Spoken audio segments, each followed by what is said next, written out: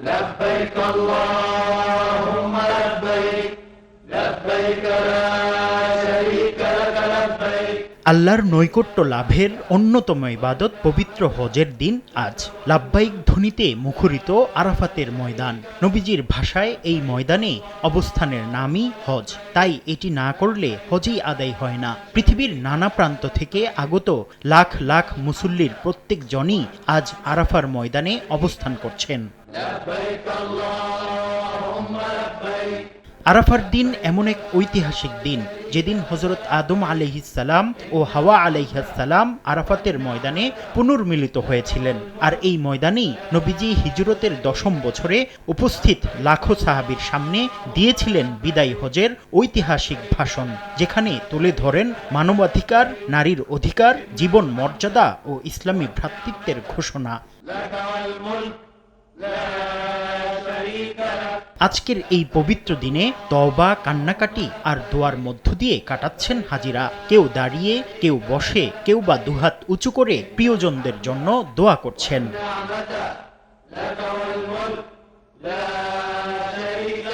হাদিসে এসেছে, আরাফার দিন আল্লাহ তাআলা জাহান্নাম থেকে সবচেয়ে বেশি বান্দাদের মুক্তি দেন। নবীজিও আরাফার ময়দানে দাঁড়িয়ে দাঁড়িয়ে কান্না ভেজা চোখে আল্লাহর কাছে দোয়া করেছিলেন, উম্মতের জন্য মুক্তি কামনা করেছিলেন।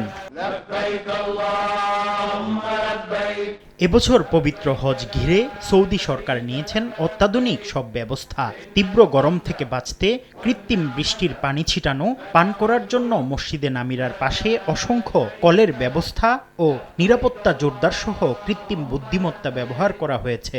বিশ্বের মানুষের কাছে শান্তির বার্তা পৌঁছে দিতে বাংলাসহ 35টি ভাষায় হজের খুতবার অনুবাদের ব্যবস্থাও করেছে সৌদি সরকার। সৌদি সরকার ইনশাআল্লাহ খুব ভালোভাবে ব্যবস্থাপনা করেছে।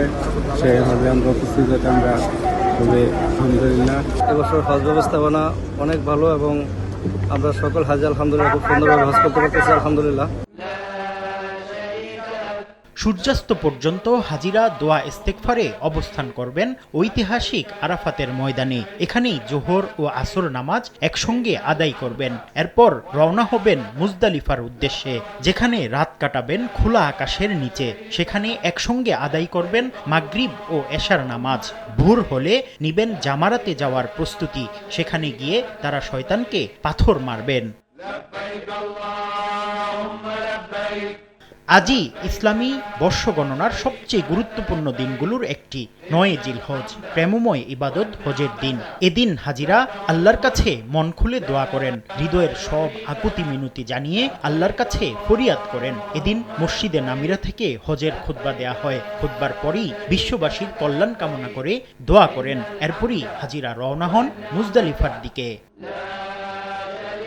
মুফতি আব্দুল্লাহ তামিম, সময় সংবাদ।